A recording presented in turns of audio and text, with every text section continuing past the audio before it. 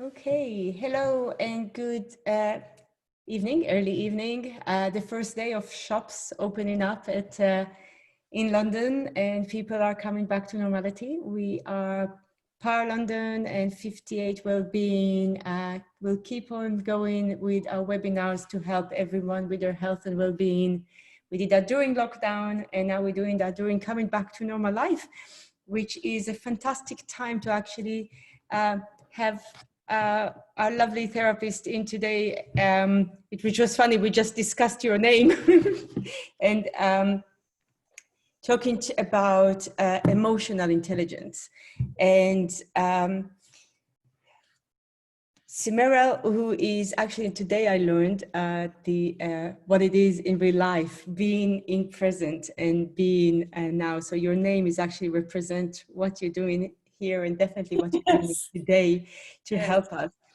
And emotional intelligence is a a very big, I guess, a massive subject to discuss. But I love the idea that you're going to actually help us understand if our emotionals are really working for us, and we're all full of emotions. So with that, I would really want to give you the stage, and please run us through your sessions. And if you guys have any questions, you can put them on chat, or at the end of the session, you can unmute and feel free to ask the questions. Thanks, Mara. Thank you very much. Thank you. So just a little introduction about myself. I am Simrat Bangu. I'm a cognitive behavior hypnotherapist and a life coach. And I'm here to present emotional intelligence in collaboration with 58 Wellbeing Center. So I would now share my screen so you can actually see the slides. That's all right. Yeah. Can you see the slides? Yeah, brilliant. Yes, it's all. So to introduce the agenda, it's a huge topic. Totally agree with you. And to deliver it in 30 minutes was quite a challenge, but I have tried to put it together to give an essence and also some takeaway, a technique to help manage ourselves a little better or our emotions a bit better. So the agenda would look like why it matters, what are the different pillars of emotional intelligence, and can we cultivate emotional intelligence, or is it fixed? What does neuroscience says about it? We'll be taking a scientific perspective as to what science tells us, neuroscience tells us about managing our emotions and what happens in our brain with regards to emotional intelligence. So without further ado, let's start. And please, if there is any burning question at that point when I'm explaining, do ask, and we can have a discussion. But if you want to keep it till the end, that's fine too. So when we talk about emotional intelligence, I think the first thing to know is, let's start a little bit about emotions. And if I can put it in the context of the pandemic that we're going through, and see how the different stages that we go through in terms of emotions and how it impacts our performance. When we say performance, it's about at home with us, ourselves, with our family members, at work, when we work in teams. So how do emotions change hands or become different as we go through the process?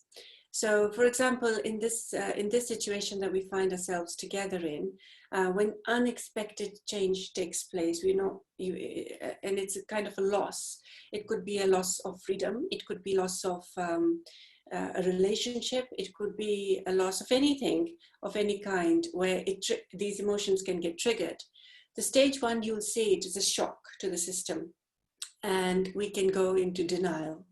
That nothing has happened, and we carry on as normal, and you'll see that your productivity may not go down. It's in fact the same. It takes time to sink in, and we must allow ourselves to or give ourselves time for it to just sink in rather than rushing through emotions or suppressing emotions.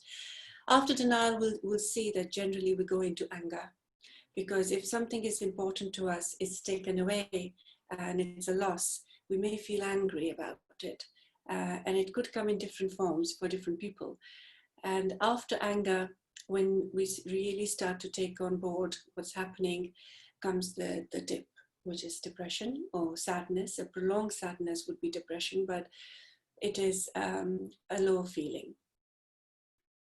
And at that point, you don't find support from others. And that is so important, because we are such social beings that the upward curve could be little tough. But if we do find that support and able to help ourselves, we see then ourselves accepting what is there, and then starting to think, how do we move from there? So how do we make the most out of it? There could be a renewed hope. There could be seeing things with a different eye, because a transformation process has taken place. You have evolved as a person, and then it could be a new beginning, which is then the last stage.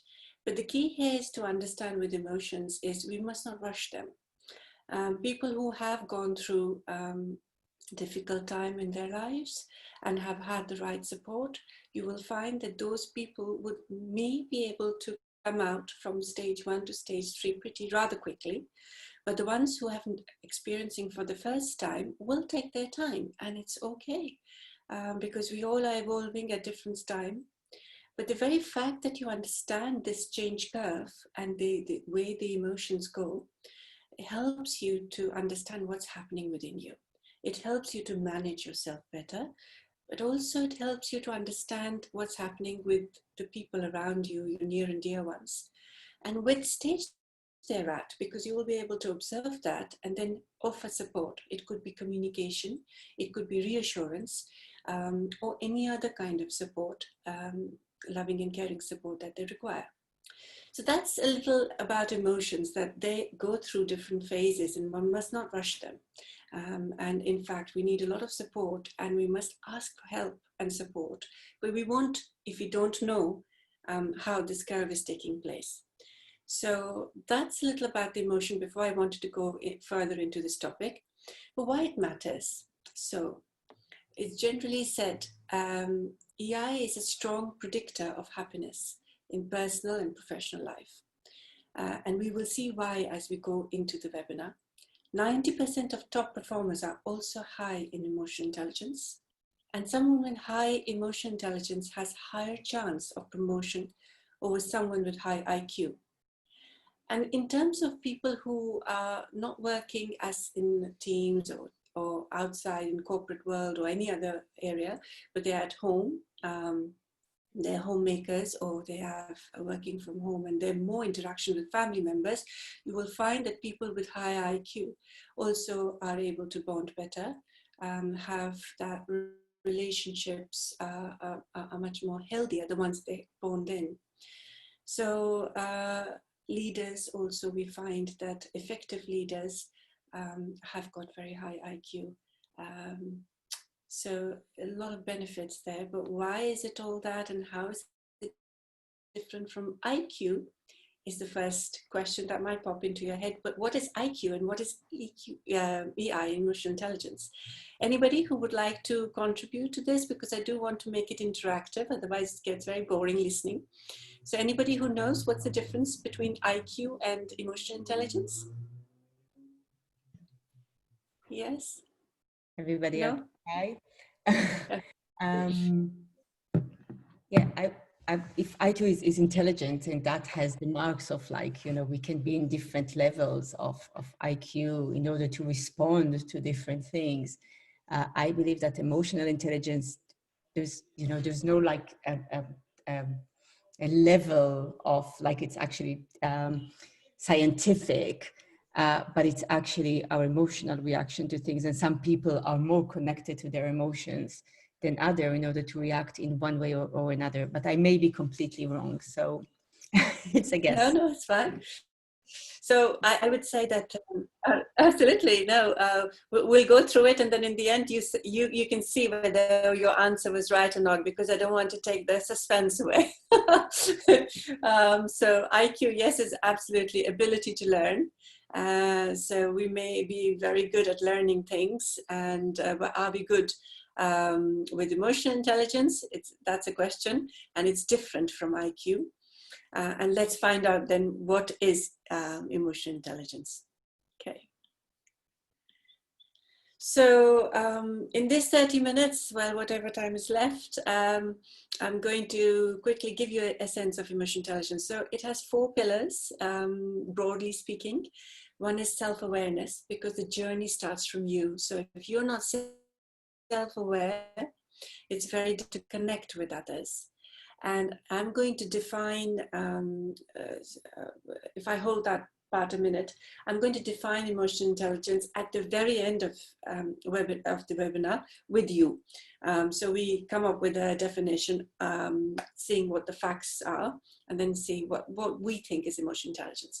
So that's got 4 pillars. One is the self-awareness and social awareness. So let's start with self-awareness. And then we'll go into 2 more pillars, which is I'm going to talk about later. So the first one is self-awareness, which means, are we aware of our thought patterns? Are they negative? Are they positive? Are they neutral? What kind of thought patterns do we have that drives us? Now we know that the thoughts that we focus on most of the time becomes a belief system, and that from that belief system, you can imagine it like a lens through which we see the world. And everybody's belief systems are different. And do we know what our thought patterns are? And are they conducive for our growth, or are they retarding our growth? And which thought patterns are actually taking us forward and which are not? So that's a big thing in itself, to do that work on ourselves. And then we know by neuroscience that every thought produces an emotion, and that emotion is felt in the body. So our feelings, what kind of feelings are we feeling most of the time, also has a big part to play of how we come across, and our behaviors, and also motivation. Do we understand what drives us, what is important to us? And these form self-awareness. So it's very powerful tool to have to do that activity on ourselves, to actually find out our strengths and areas for development, because that's where the journey starts. And if we are aware of ourselves, we then become socially aware. So you will find that people who may not be able to connect with others very well are not very well aware of themselves. That's why that problem is happening.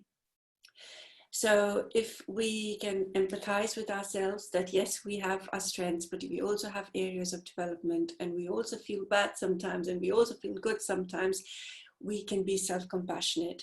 And that gives us the strength then to empathize with other people and be compassionate to them. And what's the difference between empathy and compassion? Anybody? No?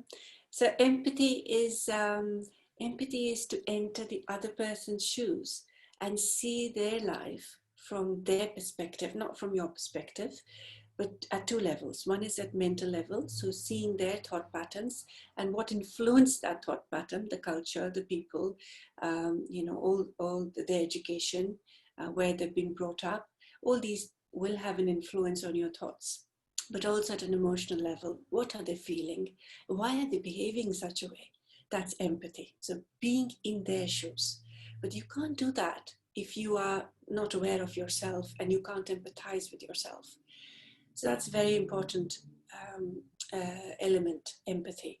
And once we understand the other person and offer kindness and be kind to the other person, it doesn't mean we agreeing with them, but just offer kindness, or whatever way we interact with them is compassion. So empathy plus action in a kind manner equals compassion. So that's where the 2 pillars would be. So if I understand myself, I'm able to empathize with others and understand their problem. So that's one part. And some people think emotional intelligence is just about that, understand your emotions and others. but there's more to it. And let's go and find out what's the next. Are you with me? Is any question that you would like to ask? Is it okay? So if I don't hear from you, then I'll move forward. Yes, I believe so. And Okay. again, anyone in the audience, you just wave or ask a question or unmute. Yeah, it's all fine. Thank you. Okay, brilliant. So the third pillar, and it's the most very important in the whole of this, and is called self-management. And the self-management is mostly about emotional regulation. Do you know anybody? Where does the brain? How does the brain comes to know what's going around us? Because when we react to something, the brain is picking up information. So where is this information coming from? How does it detect the information? Anybody? What is the source? Sorry, you mean all the senses? Or... Yes. Yes. Yeah. Yeah, absolutely correct. So 5 senses that it uses to detect that information. And if I tell you what happens here, some of you may know this, but it's the blue part here, the amygdala. It's in the limbic system, which is responsible for emotions. It's responsible for memory formation. It's responsible for motivation, and it's also responsible for detecting, fear. Not fear, detecting any threat around us through the 5 senses. The moment the brain picks up this information, that there is something that is threatening to it, even at the slightest level, it releases a stress response. And that stress response means neurotransmitters are released in the body, in the brain, which is chemicals like, anybody knows the chemicals? Well, the stress chemicals, cortisol and adrenaline. Yeah, and noradrenaline as well. Yeah. So it gives a lot of focus. And when these go into the body, it translates into emotions. Could be anger, it could be anxiety, it could be we just freeze and we don't do anything. So it's a flight, fight, or a freeze response we give. And to facilitate the process, the physical symptoms show as well, which is blood rushes to the muscles, getting us ready to fight or flee, and you feel tension in the body. You may feel your breathing is heavier, the heartbeat starts to rise as well. And at that point, other functions of the body, like digesting the food that you've just eaten, perhaps is abandoned. Immune system, we don't need to worry about the immune system. And also your prefrontal cortex, which you can see here, the orange one at the very top here, which houses powerful functions like focused attention, rational thinking, decision-making, long-term consequences, goal-directed behavior, flexibility, planning, prioritization, shuts down. Because at that time, according to the brain, there's a threat. For example, a bear standing in front of us needs to protect us. We're not going to reason with the bear. There's no point. So it shuts down, no oxygen, very little supply goes there. And most of it goes into our body to get us ready to protect ourselves. And it's a great defense mechanism, because if it wasn't there, we wouldn't have survived as human beings now from that primitive time. So it was amazing. But if we use the same defense mechanism in the modern world threats, where there is no animal, and where we're not running anywhere, we're sitting at the desk or at home, then what happens is we create a lot of damage to our body, because all these cortisol, if it's not released, what it's going to do is causes a lot of harm to the body. We might experience migraine, we might have heart problems, ulcers in the stomach. All these are connected with stress, because there's no release. We're still using the same defense mechanism, but the threats are different. The threat is now sitting in the traffic jam, not moving, or perhaps is the meeting with the boss, or perhaps is a presentation skill, or business not moving ahead. Could be anything. But they could be more psychological in nature, and we need a different tactic deal with it. So what should we do? So we're using the primitive defense mechanism in the modern day world with different threats. It's not working very well. And we need to change our tact. And what can we do then? Anybody? What should we do? So we're in the limbic system, instant reaction. But before that, I also like to add, have you ever noticed that if the situation is same, for example, we're sitting in a traffic jam in the car and there's another person next to you also sitting in the traffic jam, one person goes mad that it's not moving and starts saying remarks and finding it very difficult to contain the anger, whereas the other one has accepted it and probably using it as an opportunity to relax before they had to reach, knowing that they're going to get late. There is a different way of seeing things. The brain is there, the situation is the same. What's the difference? I suppose it's conscious response, isn't it, to what happens? Yeah. It's not what happens to you that matters, it's how you respond to what matters. Absolutely. And it's not always easy because those hormones are getting released, and so you can feel that anger rising up within you. But I suppose, ultimately we're quite powerful if we want to be, and we can overpower those chemical responses with, intellect or, deep breathing or thinking of something else, things like that. Absolutely.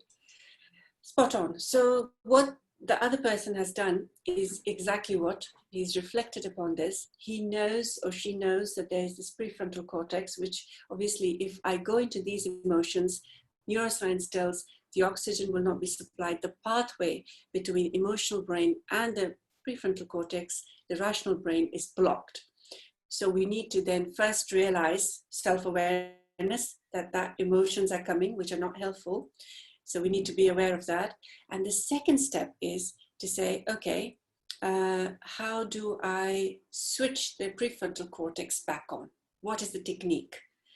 So if you understand that, then your rational brain comes on. And when it comes on, then you start to think, is it the right response?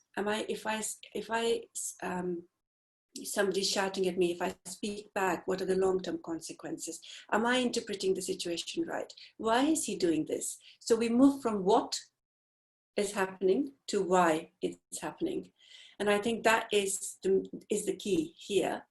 And we can use mindfulness, which has shown a lot of result and evidence for that.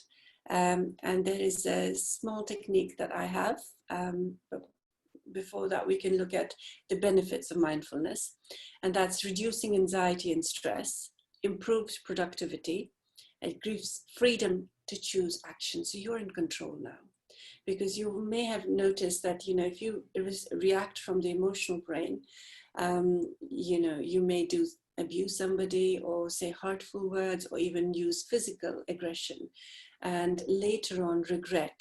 And only because you did not know what was happening in your brain, it takes you over. But if you get conscious of the fact that this is happening and that I have to control and create a pathway between my emotional brain and the prefrontal cortex, and I know how to create that pathway, then over a period of time, through practice, the trigger comes, the emotional brain gets triggered, and you say, no, I'm going to calm myself down, get the prefrontal cortex in, and then I'm going to see the situation, the positive, the negative, the neutral, and see what is happening, but why is it happening? Why am I feeling like that? So it gives an insight to you what you don't like, and it gives an insight into the situation. Why is it happening? And then the way you respond or consciously act would be more in line of who you are, because that's what makes us different from the rest of the animals.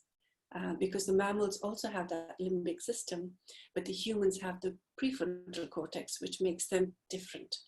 But are we using it on a normal basis? And are we educated about that? So it's really fascinating topic, and it can go really deep into it.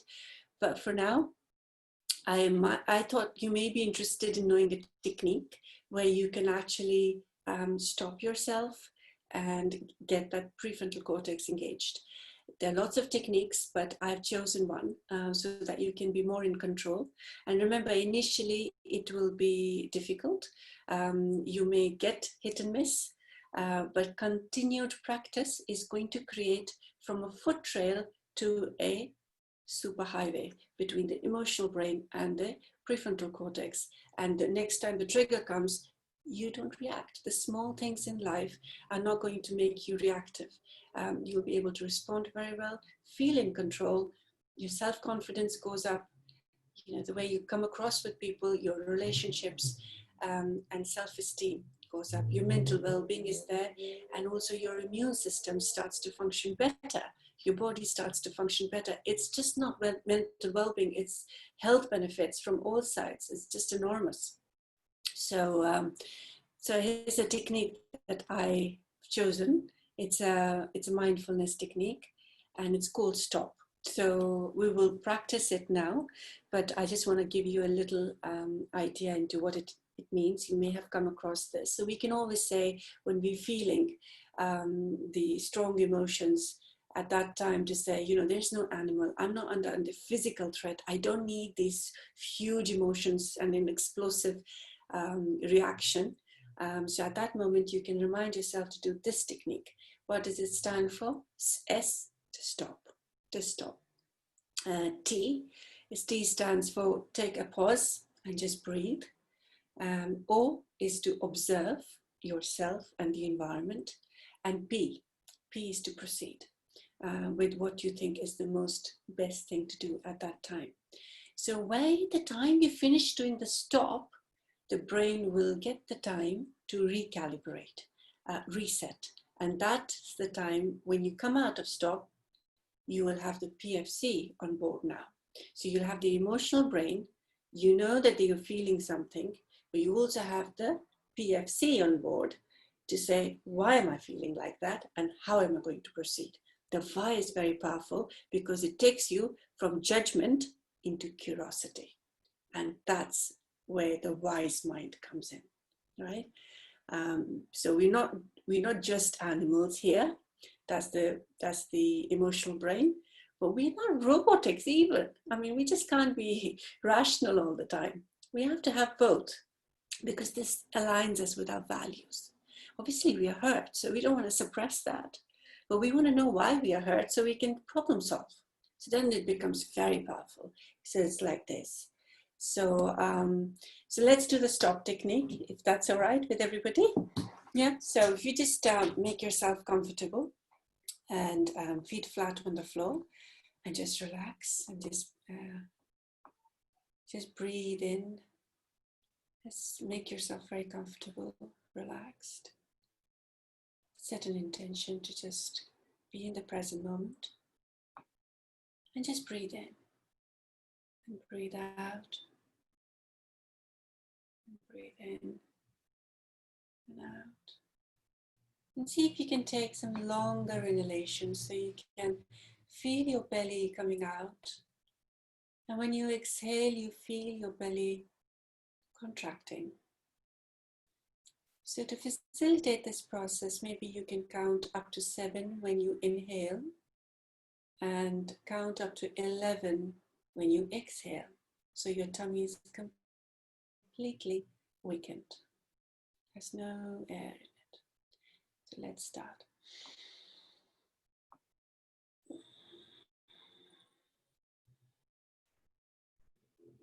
One more time in.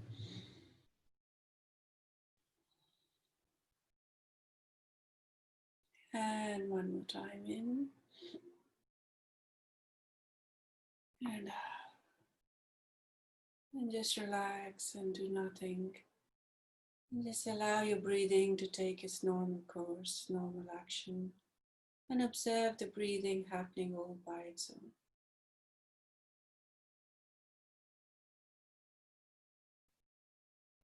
And now observe where your body is sitting on. Is it a chair? What does it feel like? What's the posture of the body? And just see any sensations in the body that you can feel. Any emotions? Are you feeling frustrated? Are you feeling happy? Are you feeling content? Just observe.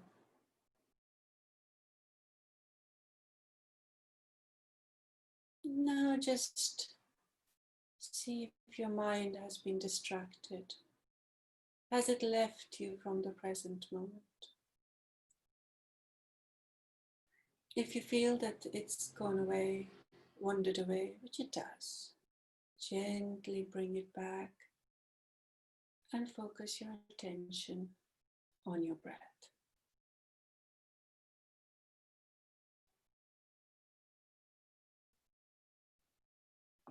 That's it. And now just think, where do you want to place your attention when you do open your eyes? Are you going to take the same path, do the same thing? Or are you going to change the course of your action? Where will you put your attention? Now, whatever answer comes to your mind, go with it. And now, very gently in your own time, having this peaceful moment, gently open your eyes into the present.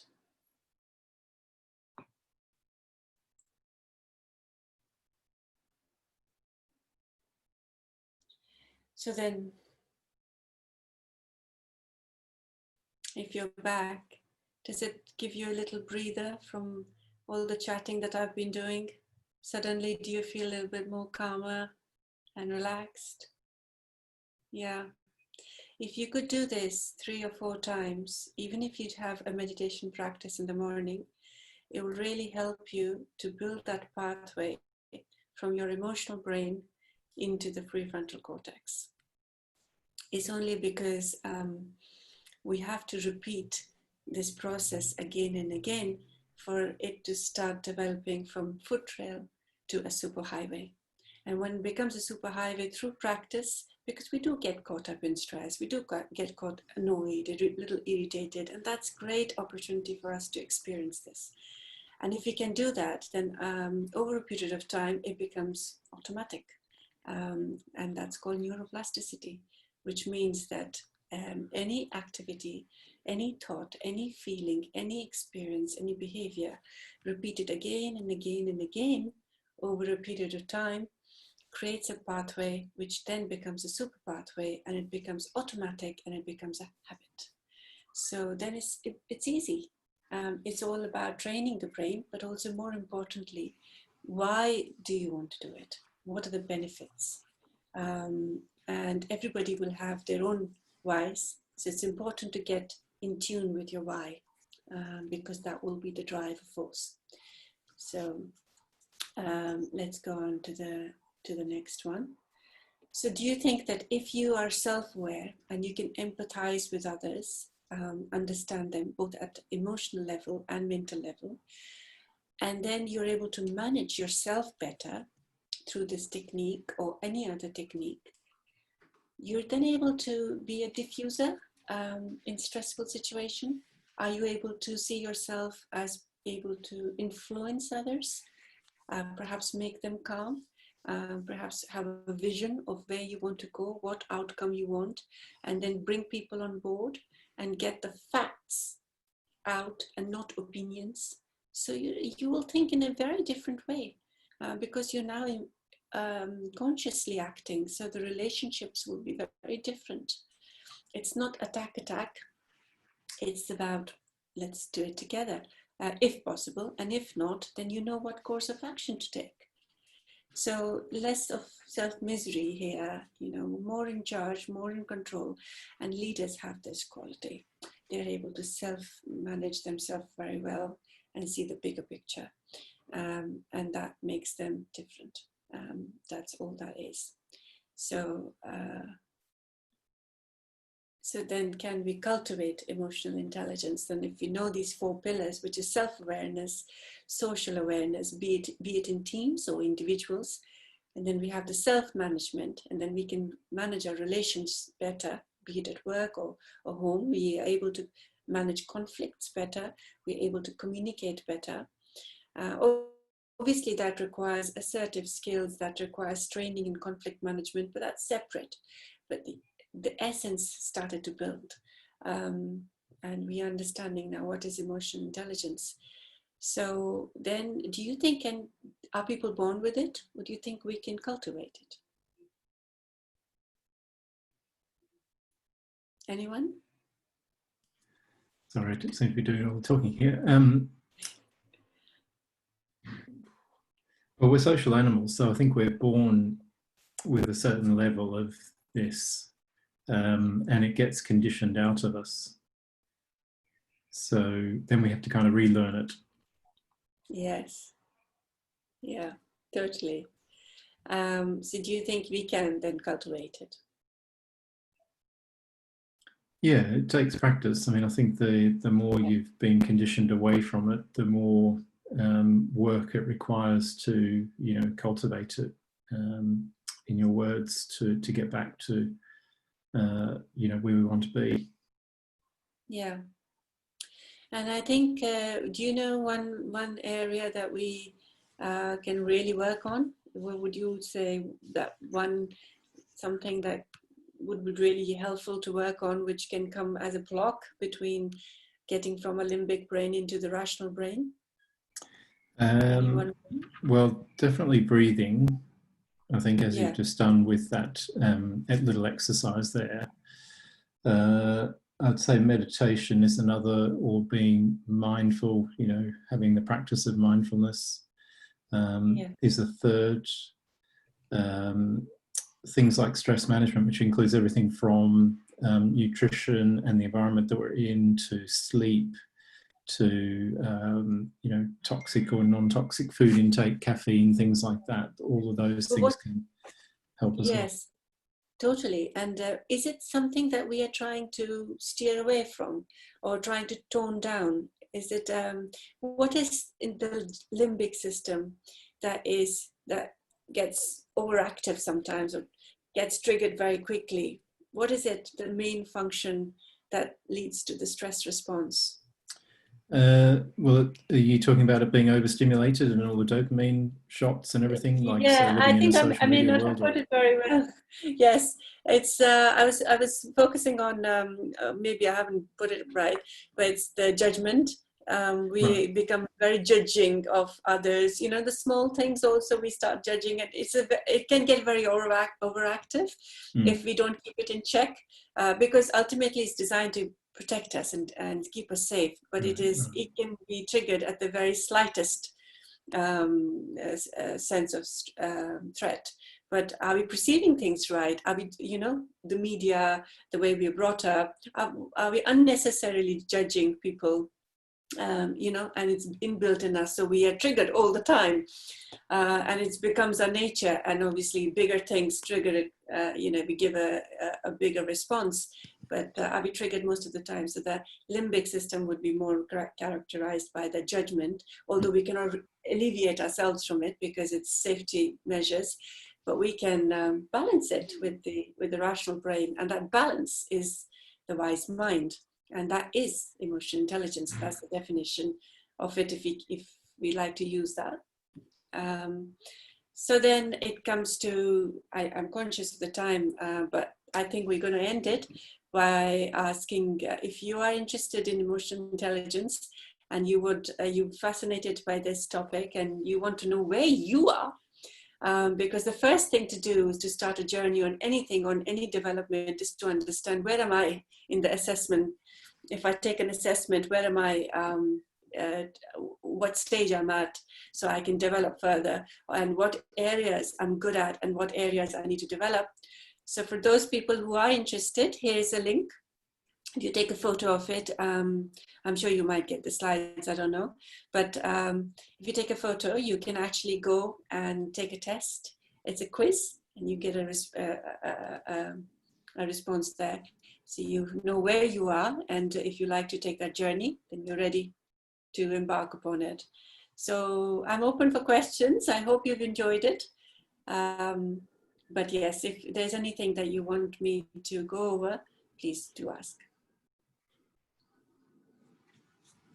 Very good, thank you very much. I'm just looking at your, I suppose, your title. So what's the difference between cognitive behavioral therapy and hypnotherapy then? Yes, so cognitive behavior, well, hypnotherapy could be integration. Different schools have different ways of putting the hypnotherapy together. It's hypnosis, but with other therapeutic practices involved in it. But cognitive behavior hypnotherapy is, I use CBT. So I'm trained with CBT.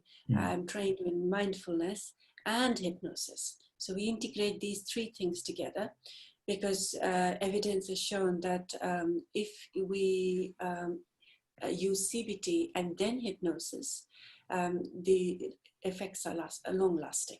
So if I just do a hypnosis or take you through visualization process without telling you how your thought patterns are affecting, then you don't have that control. But with CBT, you know, and you can work both at an intellectual level, but also at an emotional level. Yeah. Thank you, Simrat. That was absolutely wonderful. Very good. And thank you, Andrew, for the amazing questions. I actually, following one of the things you said about that we all kind of like can develop the EQ, and it's all about training. My question is to you, Simrat, is with that amazing meditation, mini one that we did to kind of like adjust and develop that ability to stop, and for each of every letter of the stops, how long do you think a practice of something like that should go in order for our brain to react differently? But just a minute is enough. 1 minute, actually it just needs 90 seconds to a minute. So by the time we've done that, you would notice a shift already. And if you can put that in practice a few times during the day, you'll see the difference. And so we're doing that in normal times without having any threat. And then once something coming up, a green virus, we kind of, the brain knows how to react to it differently. Yes, absolutely. If you want, you can even sit down and visualize. This is my trigger. If you understand, if you know your triggers, because there will be, if you do your journaling, you will find that there are few patterns that are repeated, and generally have those same triggers, few of them that are repeated, that press your buttons. So once you know those, apart from doing it 3 or 4 times normally during the course of the day, you can actually tell yourself that you're going through that process after doing the stop, and how you're going to react. So that little one, you do your stop. After the P, you bring that trigger to your mind, visualize it's coming, and how you're going to respond to it, because now you're relaxed, your response will be different. So what happens is, with meditation, we can compartmentalize the peaceful environment that we create. It gets compartmentalized. When the trigger comes, we notice that actually we've been meditating, but we have not been able to deal with it better. Why? Yeah.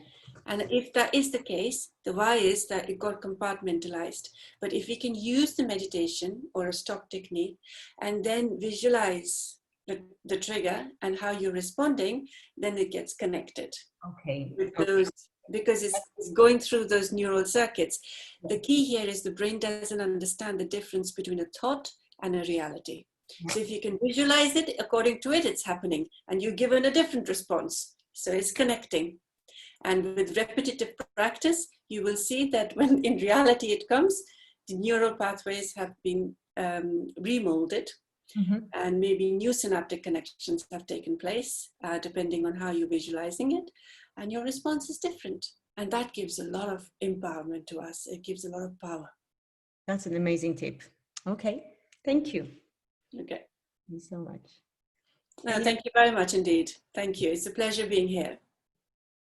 Thank you, and thanks for everybody who joined us today. Thanks for the very interesting discussions. It's great to see that people are kind of joining in and having and integrating. It's wonderful to have those discussions, and it's great. And I believe it does support all of us in our growth and moving forward.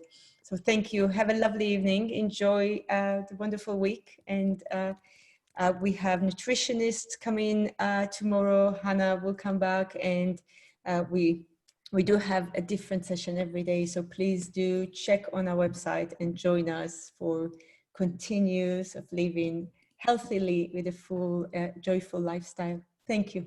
Have a lovely day. Thank you very much. Thank you. Steve, thanks. Bye-bye.